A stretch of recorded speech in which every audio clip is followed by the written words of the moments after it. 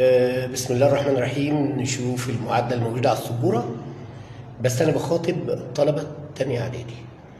المسألة دي ما تتحللش، فقدامي طريقين. الطريق الأولاني وهو إكمال مربع، ده اللي على الولد، وبلاش الطريق التاني تقول له الآلة الحاسبة.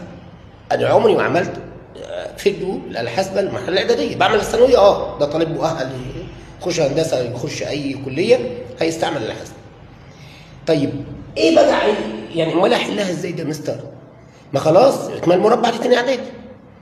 طب بالقانون العام، لا الواد في تاني إعدادي لسه ما راحش تالتة إعدادي، القانون العام يخش تالتة إعدادي. طب نعمل إيه بقى يا مستر؟ تعالى بقى أما نعمل تنمية مهنية لبعض ونتعلم من بعض ونشوف حل، يعني معلش في منتهى الشياكة.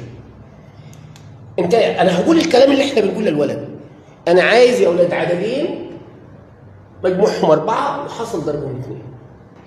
فأنا هقول كده إن إكس 1 زائد إكس 2 بيساوي 4.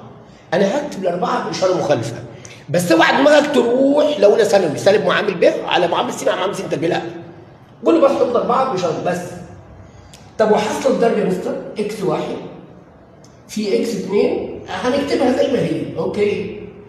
وبعدين هنيجي هنا نقول له يعني هافرض بقى هم مجموع اكس 1 واكس 2 بيساوي 4. هنقسم 4 دي نصين، بمعنى ان انا هقول له اكس 1 عباره مثلا ام زائد 2 او 2 زائد ام، 2 زائد ام، اي متغير اي بارامتر، وهقول له ان الاكس 2 دي عباره عن 2 ناقص ام. هنبدا نحطهم مكانهم في الضرب. يبقى معنى كده مستر ان 2 زائد ام في 2 ناقص ام بيساوي 2. جميل. يعني لو ضربنا دي تبقى 4 ناقص ام تربيع بيساوي 2. جميل. شيل دي دلوقتي، شيل دي. بعد كده هنعمل ايه؟ يبقى الام تربيع بتساوي 4 ناقص 2 بيساوي 2. خد الجذر، يبقى الام بتساوي موجب وسالب جذر 2. حطها مكانها.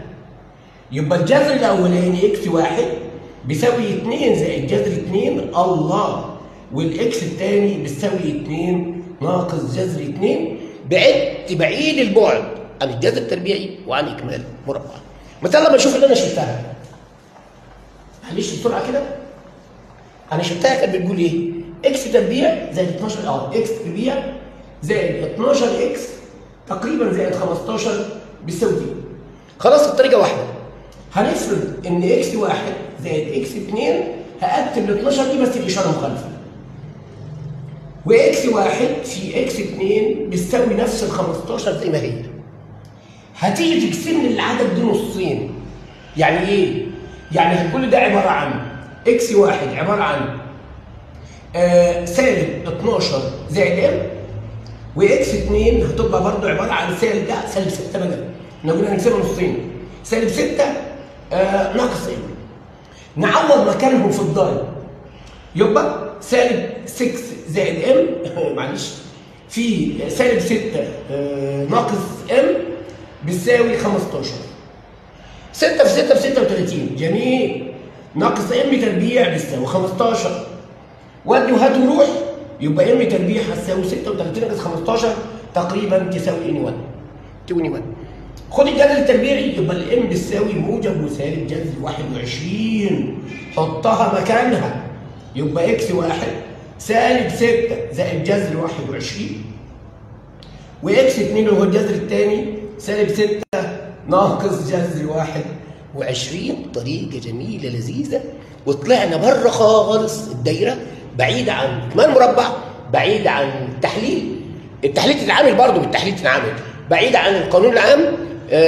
واللي طلبة تانية اعدادي دي معلومه لينا احنا، والله علمتنا الطالب خير وبركه لينا احنا كتنميه مهنيه. اشوفكم حبايبي في فيديو اخر.